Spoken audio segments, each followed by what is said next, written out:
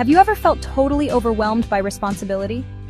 Let me tell you about a moment when one of the Bible's greatest leaders, Moses, was on the brink of burning out.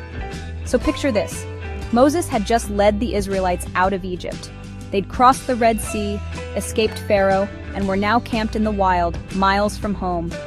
Every single day, people lined up from morning until evening, bringing Moses their arguments, complaints, and tricky questions.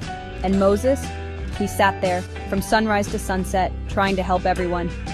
That's a lot for one person. Now here's where the story gets interesting. Moses' father-in-law, Jethro, shows up for a visit. And he's not alone. He brings along Moses' wife, Zipporah, and their 2 sons.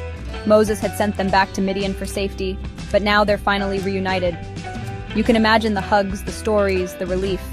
Moses excitedly tells Jethro everything God has done, from miracles in Egypt to the escape across the sea.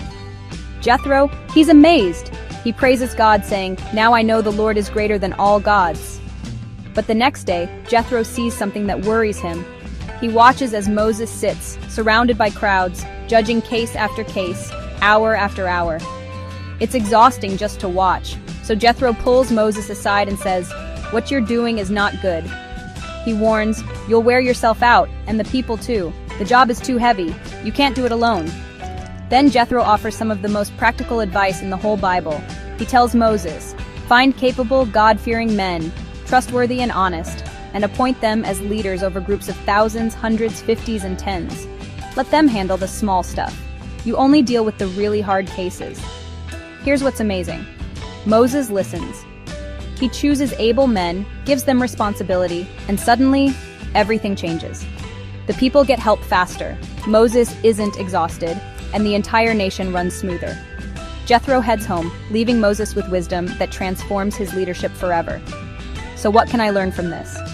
Sometimes God sends help through the wise voices around us. Leadership isn't about doing it all. It's about listening, delegating, and trusting others. Thanks for watching. If you enjoyed this story, hit like, share it with a friend, and subscribe for more Bible insights. God bless you.